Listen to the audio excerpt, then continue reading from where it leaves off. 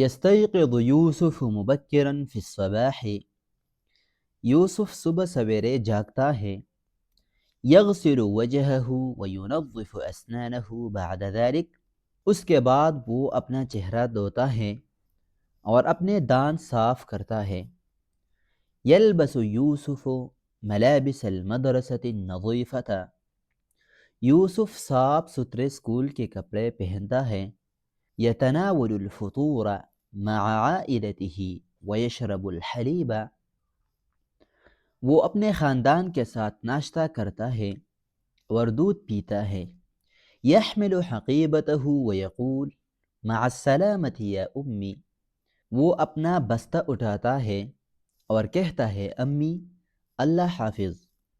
یمشی یوسف الی المدرسۃ وہو سعید ونشیط، یوسف خوشی اور چستی کے ساتھ اسکول کی طرف چلتا ہے۔ یدخل الفصل ویلقی التحیۃ علی اصدقائہ، وہ کلاس میں داخل ہوتا ہے اور اپنے دوستوں کو سلام کرتا ہے۔